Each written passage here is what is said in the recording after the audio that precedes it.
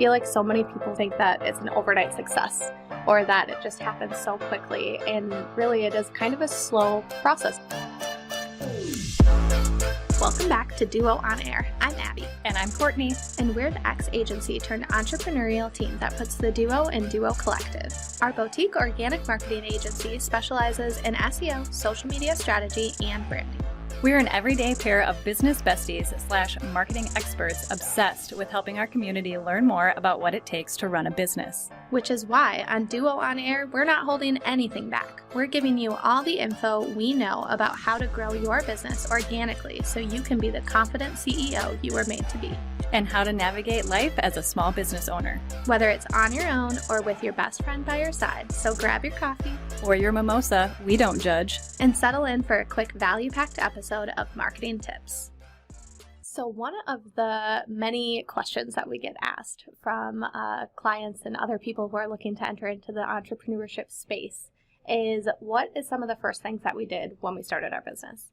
And I feel like so many people think that you just look at a business and you think that it's an overnight success or that it just happens so quickly. And really it is kind of a slow process at the beginning. Mm-hmm. So we took a look back at when we started 3 years ago. Yep. And we decided to look at what are the first 6 things that we did when we started our own thing. And they might be some of them are kind of the normal, but I think a few of them are a little abnormal. And really, it just kind of shows you that there really is no good way or game plan or process to get started. Right. You just have to dive in. So let's just jump right into it and talk about these things. So the very first thing we did is actually, I think, one of probably the more surprising things. I don't think a lot of people typically do this, is we just hired a copywriter. We know that we would just get into our own head. Just what should our name be? Our mission and vision, we knew what we wanted to do and who we wanted to do it for, but the words just couldn't come out in a way that flowed how we liked. And so we knew we needed some help.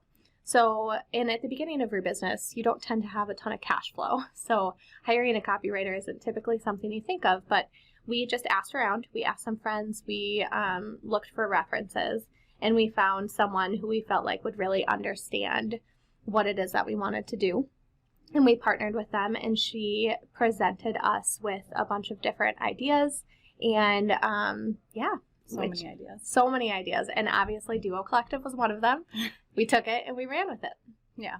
I think part of that too comes back to our agency days. So we knew that when we wanted to first start something that there's no way we could come up with the name and be as strategic as we should have about it. And we weren't the experts. We try to be copywriters sometimes, and it's fun when we try. But we knew that we needed an expert in that field. So that was one of the things that we decided to do right away, was to get that name nailed down and make sure that we loved it and that it meant something to us. So yeah, that was number one. And so that leads us into the second thing, and that was actually saying yes to a client. So that was really big for us. I don't think we expected to get a client as soon as we did, but it kind of just fell into our lap because I had been freelancing on the side for a couple of years before Abby and I dove into this. And I had somebody refer a client to me, and looked at Abby when we started this, and I was like, okay, well, I just met her. I think this is a good test client to take her under our wing and do this together. So what do you think? Should we just do this? And Abby was like, absolutely, let's run with this and take her on as a client. And it was phenomenal. I remember the first time we met her at a coffee shop downtown Minneapolis, and everything just hit off. And Abby and we'd been working together for years already. So it was all just pretty flawless. But yeah, just saying yes to a client and working through our very beginning process of what Duo looked like and what we were going to do was really exciting. Yeah, I think most of the people that we've chatted with, sometimes that might be the very first thing that happens, is you don't even realize you have a business until someone comes to you and says, I want to pay you for this. And you're like, I guess I could totally make this a thing. So I think the next thing that we did, which is make ourselves legal, that step is kind of even bigger than saying yes to your first client, because that's you admitting okay, I can do this, and I can do this again and again and again after I say yes to that first client. So making ourselves legal was kind of like, I remember exactly where I was. I was sitting like in my basement, and I was messaging Courtney, and I was like putting in the LLC information, and I was like, oh my gosh, okay, do I just like hit submit? And then what are we doing? Yeah, you pay the $200 fee or whatever it was. I click submit, and instantaneously, maybe like, I don't know, a minute or 2 minutes later, I get an email with the LLC information. I was like, holy crap, we did it. Yeah. I think we like continually pinched ourselves like for the following week, because we were like, oh my gosh, we're like officially official.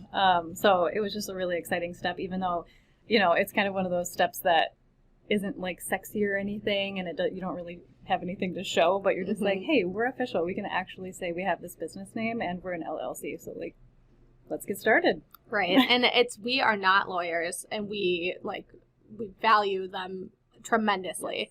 And we know that like this part can be scary. It can be like, I don't know what to do. I don't know who to turn to. If you have someone you can ask, that's awesome. But also just like Google is extremely helpful in this. We did a little search of our state, how to register a business, and it was pretty quick to figure out. It took us way longer than it probably should have, because we read every single word very, very carefully to make sure that we did it correct. And it's just a nerve-wracking thing. But I think finally pushing that submit button, making it legit, spending a couple $100 just to make that happen is kind of what just spirals into a full-fledged business. Yeah. So then after that comes another not so sexy part of opening and starting a business, but opening that bank account. So again, this was another thing that we didn't have a whole lot of knowledge on, I would say, as far as opening up a bank account for a business, and especially when there's two of us involved, like what does that look like? So yeah, we found a local credit union to work with and made sure that they got us set up in like how we needed to for our business. They were very, very helpful. I feel like they made it pretty seamless. I'll let Abby talk a little bit about that. She's more of our accountant. I have to wear the CFO hat, which I'm not a CFO, and I very much... She does a really good job for our business. It's definitely something that you have to learn along the way, and we pretty much knew we had to open a bank account. We knew, especially with a partnership, we needed to keep our money separate from our personal accounts. Like, that just felt obvious. So we kind of just signed up we had a separate account, and then we put all the money in there, and we vowed that we would figure out the next steps moving forward. So we knew that we had to figure out a better like financial plan and process, and that was all to come down the road, but we just knew we needed a place to house our money and to just start tracking things, because it was just the very beginning. Yes. So the next thing, number 5, the next thing that we did was we had to figure out a project management system.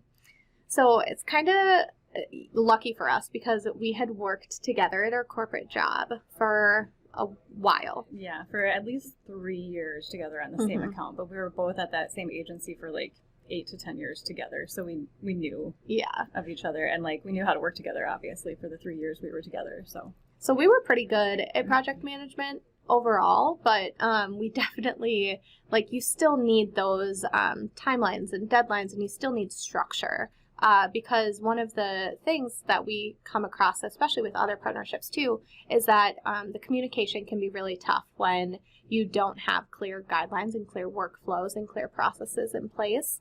It can feel, and we've even experienced this at the beginning of our business, of like, are you doing that? Am I doing that? Who's working on that? And then no one talks about it, and then you get frustrated because you're like, well, why haven't you done that yet? But no one actually talks about it. So we knew right from the get-go that we needed a way to kind of manage our lives without, we also wanted to make sure we didn't have the clutter of the corporate environment, because the corporate environment was definitely a little like too much paperwork for us. So we needed to find a happy medium. And Asana is what we found. And Asana is still what we use today. It's progressed into like a way bigger process flow than it was in day one. But day one was definitely something that we knew we needed. Somewhere to track our projects, somewhere to track who's doing what, just to hold ourselves accountable and hold each other accountable for the work that we had in the system. Yeah. I think a big part of that too was that when we started Duo Collective, we were both actually still at our full-time agency gigs.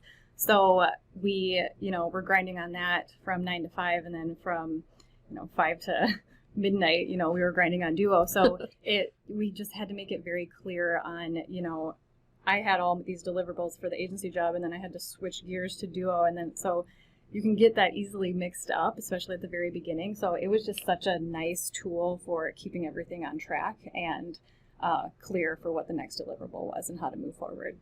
Mm-hmm. Oh, and the great thing about Asana is that it's completely free. Yes. And it's still probably one of the only free systems that we still use today, and it's amazing. I mean, we cannot say enough about the system. I can't believe it's still free. We sing its praises every day. Yep. It keeps us sane. And then, so that brings us to number 6, and that is that we did not pay ourselves. And that could sound like a big, scary thing when first starting your business, but we sat down and we talked about it, and we know that not everybody can necessarily do this, but given our situation, we were able to make it work for a while because we had different incomes that we could rely on. So we decided, we're just going to build this bank account. We're going to save up. We're going to do what we can to, build it up so that we can eventually leave where we are currently. So again, how long did we not pay ourselves for? At least a year. Yeah, a year. We definitely gave ourselves I think a bonus at the end of that year. Yep, we definitely, because we were feeling it. We were really, we were kind of getting to that point where we're like, this is so much. When are we going to be able to, quit our full-time gig and start Duo full-time? And so we were just really feeling that burn every day. So we're like, we need a little something to treat ourselves. So we did give ourselves a bonus, which was nice. Mm-hmm.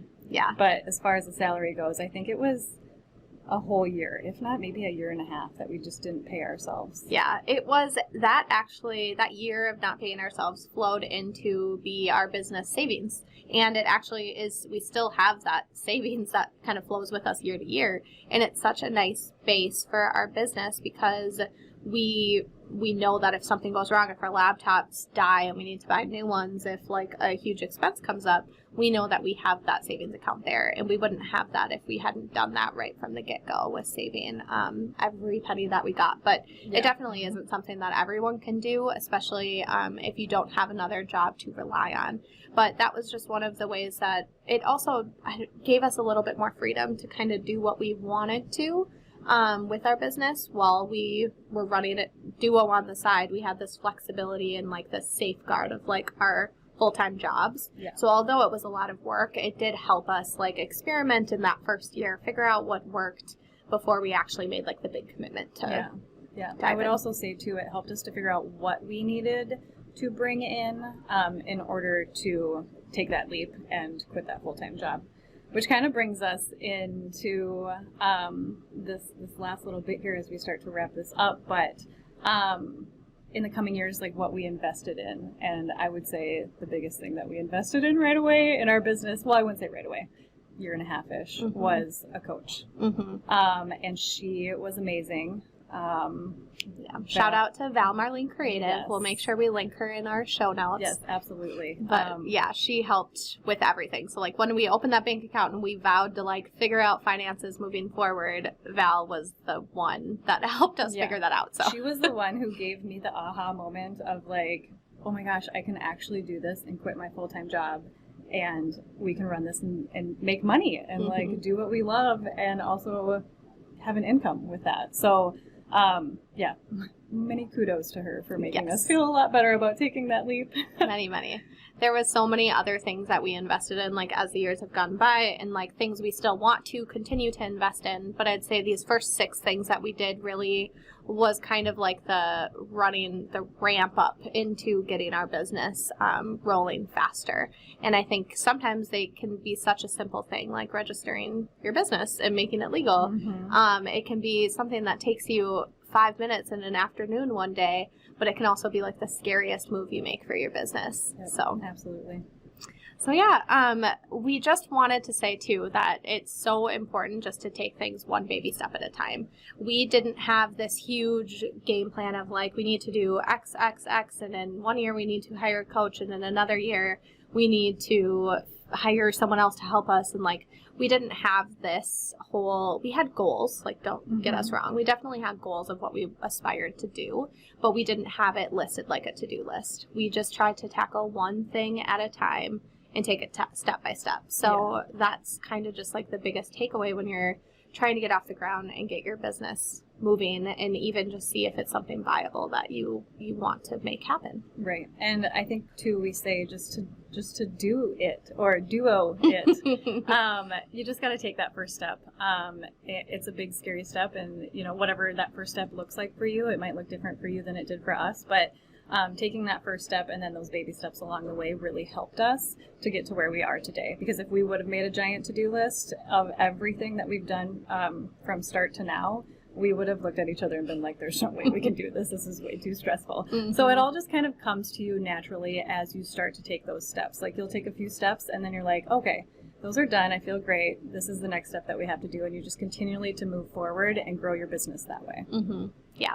It's also that time in our business too. I look back and it's like the honeymoon phase of your business. It like, absolutely it's like is.